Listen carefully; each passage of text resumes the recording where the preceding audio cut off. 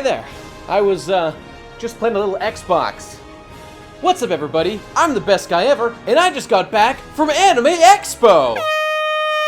In case you're not aware, Anime Expo is the United States' largest anime convention. It's so big, they have tons of industry people there, and it was a rad time! And I just thought that I would come on here and, talk a little bit about my experience. It's gonna be more like Anime Exposed! So let's just jump into it. The first cool thing about Anime Expo is that it took place in Los Angeles, California, a place I've never been to before. And as you can see, I've adopted their culture completely! I'm blue-pilled as fuck now! So putting everything else aside, the most important thing about Anime Expo is what a sick time it was for me. My buddy Digibro got invited to the thing as a digital influencer, and he got to go to everything for free, and check me out, I was on his crew, so I got a pass. Industry, baby! You know what was funny though, was that it took them like a full day to get us those passes, because they had fucked it up somehow, I don't even know. But by the time we got them, our contact felt so bad, they gave us two wonderful gifts. One, we got to go to this like exclusive rooftop soiree that was like the swankiest party I've literally ever been to in my life. They had this band, the Super Soul Bros, literally playing like 5 feet away from us on this little stage on that fucking roof. It was fucking insane. And there was this team of like cute cat girl maids that were giving out these lanyards, Maid Dreamin', and they had like their Yakuza boss manager there. It was fucking nuts. Look at this picture. We're literally in the Illuminati now. I should say, of course, that it was me, Munchie, and Digi who were all rooming together from the PCP, and it was a wonderful time. They're my brothers. And I met a lot of other friends there that I'm not going to name everybody specifically, but everybody I met there, it was wonderful meeting you, and I had a great time. Thanks, everybody. But before I go any further, I did want to say about Digi's invitation as a digital influencer to the con, that was very interesting. So, of course, he was doing a panel, but the content of the panel was actually basically just him, and what a cool dude he is. And of course, I was the cameraman. Check that video out right here. The whole thing's really fucking long, but watch it. I'm a master behind that fucking camera. What's interesting about this was that Digi was basically invited just to like be himself as like an influencer on the anime community just at large. Same with Misty Chronexia, who was also invited as a digital influencer. This is very interesting because it kind of speaks to the way that the landscape is shifting and the way, big staple conventions like Anime Expo, like industry things are seeing the influence that people on YouTube, like personalities, have in the realm of anime and are sort of giving them mainstream legitimacy by inviting them to these sorts of panels. It's very interesting to see the way the winds are blowing and how guys like Digi and Misty are becoming more and more relevant. And call me crazy, but it kind of reminds me of how the musician Porter Robinson got his anime music video Shelter made recently. I don't know, man. It's like they're paying attention to people in the West. They're seeing what an influence anime has had on like all of us out here, and They're recognizing that. They're recognizing the significance that guys like Digi and hopefully me too play. So basically what I'm saying is save a spot on that list for me, boys. I'm gonna be there next year. So about the convention itself, Anime Expo. So like I said before, it's the biggest anime convention in the United States and maybe the world, at least the United States. And it's too fucking big. It's so big that it's not fun. I waited in line for exactly technically 3 things. I waited in line for exactly 3 things while I was there. The first one was the Final Fantasy 30th anniversary event, and I tried to use my my fucking industry credentials to just cut the line because that line was fucking huge. And when they weren't having that, they were like, well, why? Why would we let you cut? You have no relevance to this, which is perfectly legitimate. When they shut me out of that, I was like, fuck this, I don't give a shit. But forgive me if I'm going on a tangent here, but have you seen the way Square Enix is treating their 30th anniversary? Like the big thing that was announced for like the 30th anniversary of Final Fantasy, 30 years. Final Fantasy, one of the most important gaming series of all time, my personal favorite. Like, we got a screenshot for the Final Fantasy VII Remake.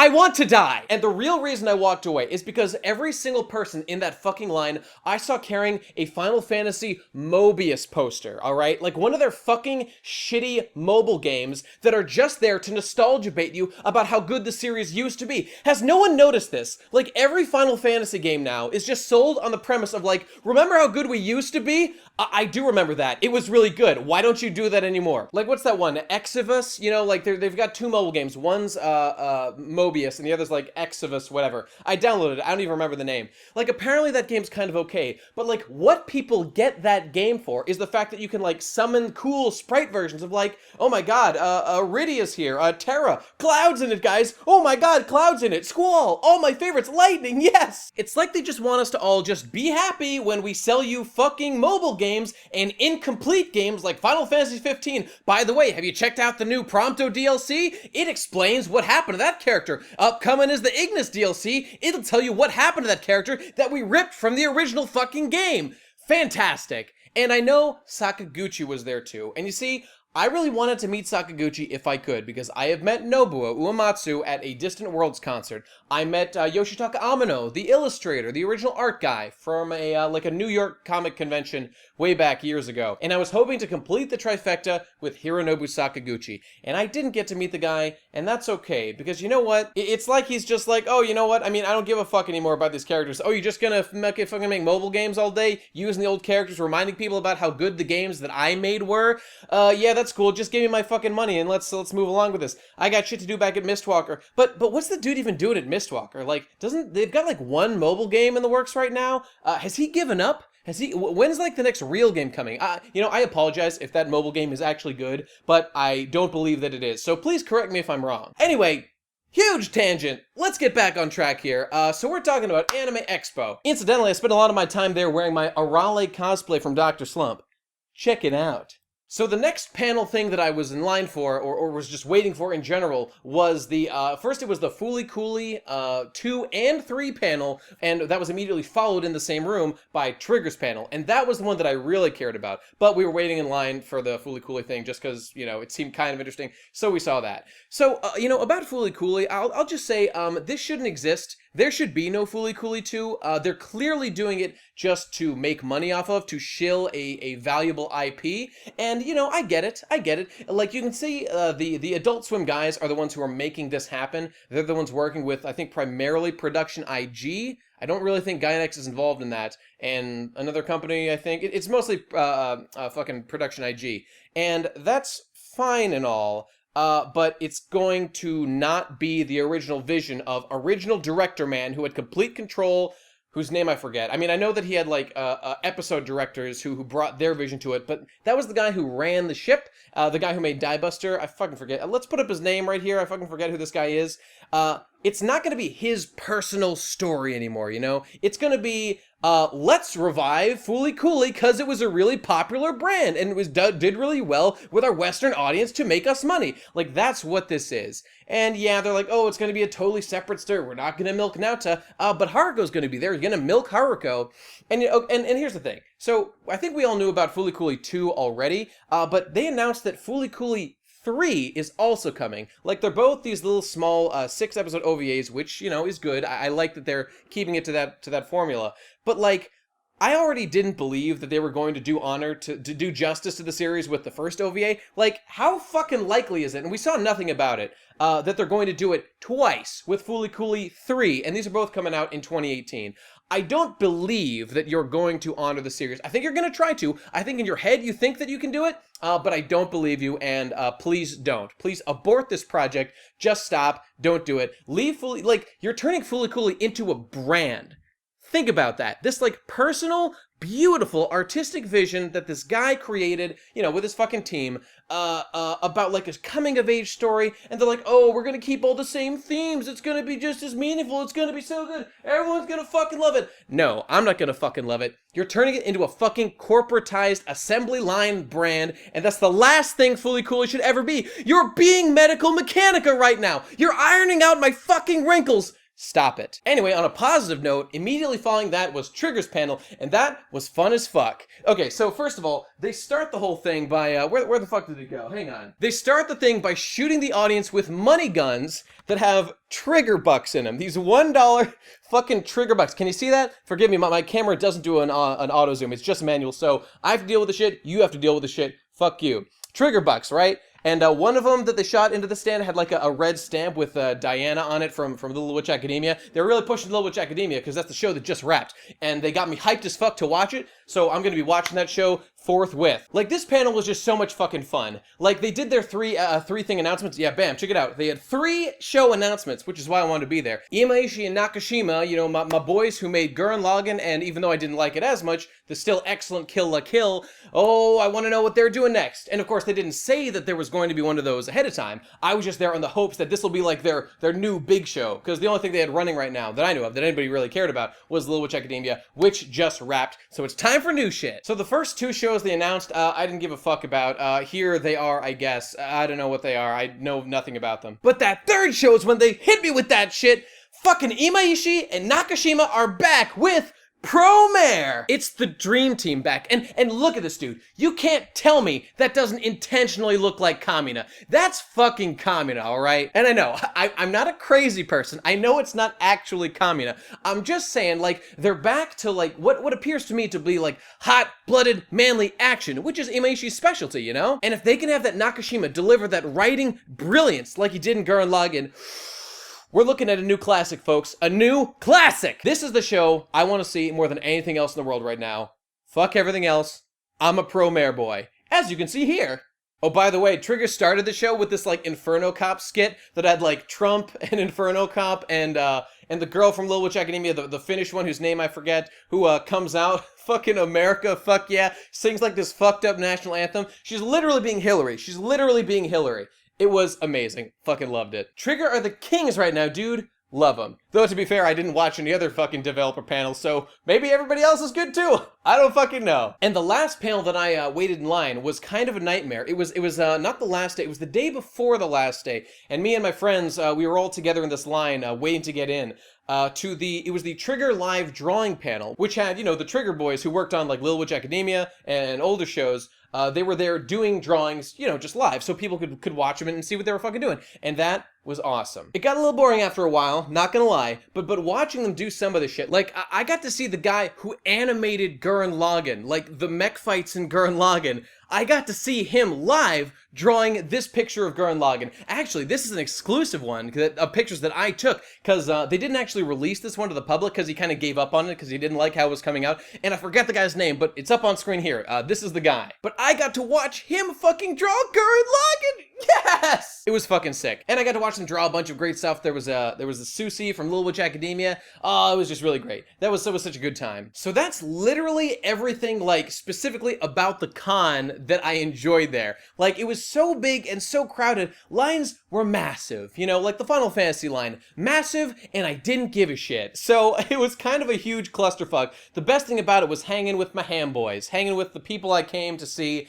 and another great part was meeting people that I've never met before, you know, people who do anime on YouTube and stuff. So let's run through the list real quick, because it was delightful to meet all of them. I finally got to meet Nino at long last. You know, we've been talking for a very long time, as well as his buddy Econ, who hung out with me, Digi, and Munchie for a large majority of the time that we were at the convention. He's a very cool guy, despite the hit piece he made on Digi. You know, he's a good man. Very knowledgeable. What's up, Econ? I met Aki Dearest while I was there. She was adorable. Oh, and Holden Reviews. Holden Reviews, who was very complimentary of my my wonderful Lucifer and the Biscuit Hammer video with my intense editing. Holden, brother, I just want to say, I was about to say before you left, you know, just before we got split up, I'm trying to work less on videos, and I encourage you to do the same. We gotta lower our production costs if we want to make it out here, dude. So that's what I wanted to say to you, and here it is in this video. I'm not doing that stuff unless I really have lots of time to spare. So there you go, buddy. Dakota Broski was there. He's a very nice guy, and he took this fantastic picture. Love it. Oh, here's a guy who was a delight to meet. Crafts Dwarf was there. This guy is a YouTuber who's been making a series of shitting on Fairy Tail, and you know I'm down for that, dog. No, seriously, this guy is analytically breaking down what is actually wrong with Fairy Tail, and it's wonderful. Everyone should subscribe to this if you want to see, you know, why Fairy Tail is such a failure, and especially juxtaposed with a series that does those things right, like One Piece, which we're both fans of. So, it was very nice meeting you, dude.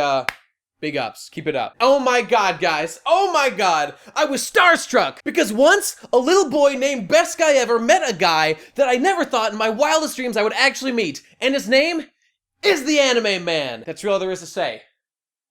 The Anime Man. Let's move on. Am I cooler than you yet? Oh, and I met Baron J, who was the guy who did the voice of the Mouse Knight in my Lucifer and the Biscuit Hammer video. And he dropped a killer performance. I know it was super short, but I got to hear, you know, the multiple takes as I you know, edited that video and chose which take of his to use. That guy gave it his heart and soul, and I appreciate it, dude. Much love. And I didn't meet him myself, but I did see Misty Cronexia there, so, that was cool. And I can't believe I almost forgot to mention these, but I also met Super Eye Patch Wolf. Super nice guy. Really glad I met him. Forgive the shitty picture. It's the best we could do under those sunlight conditions. And also Gigak. Giga was there too. Lovely meeting him. And as you can see, I've got a picture of us right here.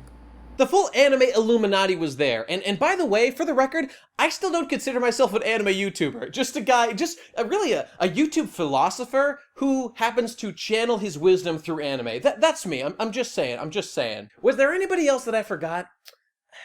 You know, I can't think of anybody. I just really can't think of anybody who I'm forgetting from this list. Oh, and a special shout out to this Arania cosplayer, the hottest cosplayer I saw the entire time. Keep it up, girl. By the way, I never saw an Iris cosplay from Final Fantasy 15. Not a single one. Extremely disappointed. Not a joke. Get your shit together, Anime Expo. Okay, and we're moving right along to the next portion of this video, guys, because during the time I was at Anime Expo, it was my birthday. Woo! Yes, yes, yes, yes, yes! And of course, I met a bunch of fans while I was there, and in addition to just getting stuff from them, a couple of them gave me things specifically for my birthday. So let's look at the things I was given, all right? So first of all, this One Piece shirt right here. Now, can you tell what this is? People have told me that they don't know what the fuck's going on here. Okay, look at this. See what's going on here? It's this famous panel from One Piece, right? It's where Sanji joins the crew and leaves the Baratie. That's wonderful. I'm gonna wear this a lot. Thank you, dude. My friend Sarah also gave me this wonderful book. It is a book of art by Yoshitaka Amano, the aforementioned artist behind Final Fantasy logos, and it's like the original games and shit. And it's just full of amazing shit. I don't know how well you can see, cause fuck you, I'm not doing better. Look at this. It's Yatterman, right? Is that Yatterman? Can you even see what I'm talking about? Fuck it. It's the coolest thing ever. This is amazing. Thank you so much, Sarah. I love it. Oh, and inside, I almost forgot, I was given this little piece of artwork by @ArtMark88. Thanks, dude. Oh, and he's the guy who gave me the t-shirt, @ArtMark88. Thank you, dude. Much love. And now it's time for something I've been waiting to do for a very long time. It's time to open my P.O. Box mail. That's right. In the last video, I believe it was the last video, right? I announced that I've got a P.O. Box now. And guess what, motherfuckers? We've got our first package right here. So first of all, before I open this, remember people, send me shit at the address below. I'll open it. I'll put it on a video. And that'll be that. So this is the first one ever. Let's find out what is inside this motherfucker. I'm extremely excited. Extremely excited. Forgive me, this is anticlimactic. I'm doing my best here to open this shit. All right, here we go. Here we go. Hey, there's a couple things in here. Okay, let's see what we got here. We've got a hat. There is a hat in here. All right. I'm not gonna wear it because I don't want to fuck up my hair. But okay, we'll put it on for a second. Okay, here we go. Hat. How we doing? Cool. Okay, we've got a what is this? Jacket? A jacket or something? It's I think it's like a military jacket or something. Yeah. Oh shit! Someone sent me like military shit or something. Let's all right. Let's throw this on. Pretty cool, right? Hillary would approve. And, okay, these got kind of fucked up in there, but it looks like someone sent me a loose pack of cards from Prince of Tennis? It's a fucking pack of Prince of Tennis cards. Oh shit. Can you see this? I'm gonna zoom in. Okay, there you go. Prince of Tennis. There he is. I forget the name of all characters from Prince of Tennis, so pretty cool. Pretty dope, dog. I will definitely gamble large sums of money with these, without a doubt. So thank you, anonymous person who sent me that, whoever you are. Much love, and thanks for the shit, dog. I'll use this for something, probably. And there you go, folks. We're all done. That's the end of the video. So remember, send me shit. Now you know, you've got proof that this actually happens, that if you send me shit, I'll do things with it. So, address, P.O. Box, whatever. There it is on the screen, in the description. Send me shit. Thanks for watching, everybody. Hope you enjoyed yourself. Now, before I go, there is one final piece of business that I need to address.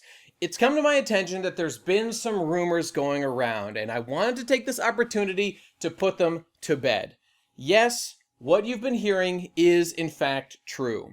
Gimp can do anything Photoshop can do, but better and for free! I'm sick and tired of these Photoshop industry fat cats going around pretending like their software is so superior when Gimp can do literally anything it can do, only better and for free. Photoshop is a goddamn globalist conspiracy to rob control from the people. I'm not gonna stand by and tolerate it anymore. You gotta get Gimp. You gotta get that open source. Here's what you do, alright? You install yourself Linux, you install yourself Gimp, and you go to town. Oh, what's that? What's that? Oh, but I can't center text in Gimp. Motherfucker, Gimp takes off the training wheels, alright? You're gonna be a better person when you learn how to manually center text. Get on its level! You can't trust anybody who says Photoshop is better! Nate, say something very fucking funny. Photoshop is a perfectly viable alternative to Gimp. So fucking funny! Don't let the globalists win! All we need is Gimp!